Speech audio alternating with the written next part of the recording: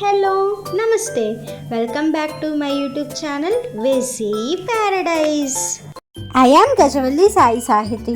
ఈరోజు రక్షాబంధన్ స్పెషల్గా కరాచీ హల్వా తోటి మీ ముందుకు వచ్చేసాను.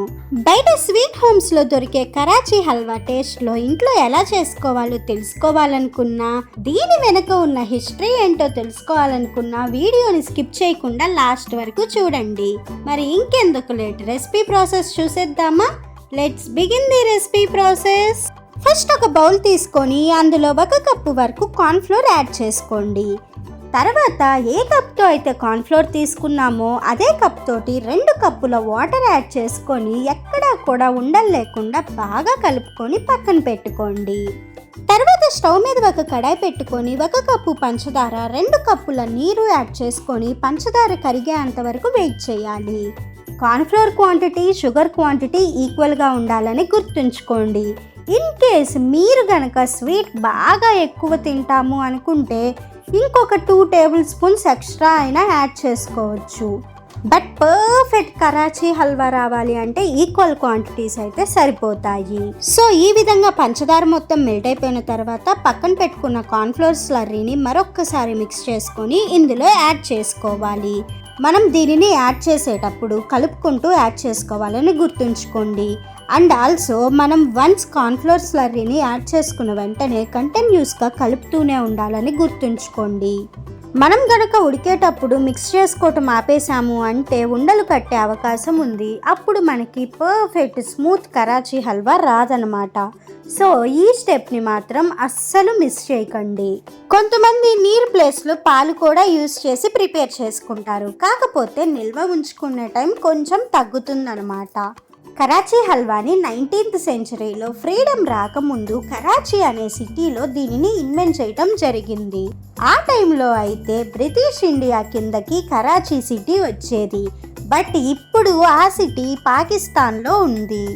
మనకి ఫ్రీడమ్ వచ్చిన తర్వాత కరాచీ సిటీలో ఉన్న కొంతమంది పీపుల్ ఈ బ్యూటిఫుల్ టెక్నిక్ని తీసుకువచ్చి ఇక్కడ కూడా పరిచయం చేయటం జరిగింది. అందుకే మనకి కూడా ఈ స్వీట్ అంత ఫేమస్ అన్నమాట.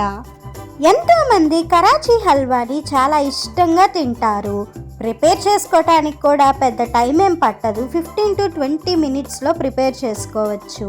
చూడండి, ఈ విధంగా కార్న్ఫ్లోర్ స్లర్రీ మొత్తం దగ్గరికి వచ్చి ఇలా ట్రాన్స్పరెంట్గా చేంజ్ అయ్యే వరకు తిప్పటం మాత్రం ఆపకూడదు.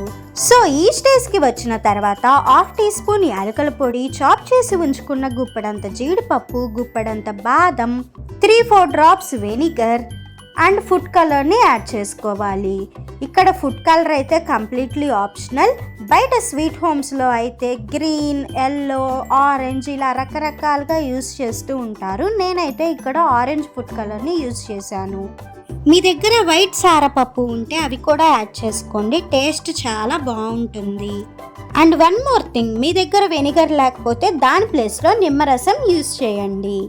మనం అలా వెనిగర్ కానీ నిమ్మరసం కానీ యాడ్ చేసుకోవటం వల్ల హల్వా డ్రై అవ్వకుండా మాయిస్ట్గా ఉంటుంది. సో అన్నిటినీ బాగా కలుపుకున్న తర్వాత ఇందులో 3 టీ స్పూన్స్ నెయ్యి యాడ్ చేసుకోవాలి. నెయ్యి యాడ్ చేసుకున్న తర్వాత మిక్స్ చేసుకుంటూనే ఉండాలి. బాండీకి అంటుకోకుండా సపరేట్ అయ్యే వరకు వెయిట్ చేయాలి. ఈ హల్వా ప్రిపేర్ చేసుకోవటానికి కుకింగ్ టైం తక్కువే ఉన్నా కూడా కంటిన్యూస్గా తిప్పుకుంటూనే ఉండాలని గుర్తుంచుకోండి. మీరు గనక హెల్దియర్ వర్షన్లో చేసుకోవాలి అనుకుంటే షుగర్ ప్లేస్లో బెల్లం యూస్ చేసుకోవచ్చు.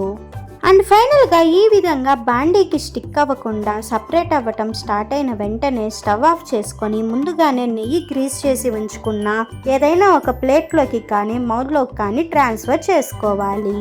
సో ఇది కంప్లీట్గా ఆరిపోయే వరకు వెయిట్ చేయాలి. మనకి కుకింగ్ టైం తక్కువే ఉంటుంది, బట్ ఇది డ్రై అవ్వడానికి దాదాపుగా 1/2 అవర్ నుంచి 1 అవర్ వరకు టైం పడుతుంది. వన్స్ డ్రై అయిపోయింది అంటే చూడటానికి ఈ విధంగా మారుతుంది. ఇప్పుడు మనం కార్నర్స్ని లూజ్ చేసుకొని ఏదైనా ఒక ప్లేట్లోకి డీమౌల్ చేసుకోవాలి. చూడటానికి చాలా పర్ఫెక్ట్గా ఉంది కదా.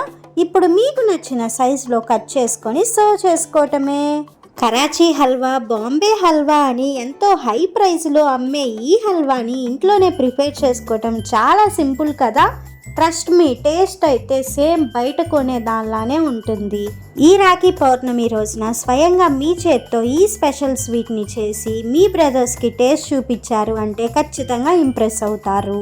ఇంతకీ నేను చూపించిన కరాచీ హల్వా రెసిపీ నచ్చిందా?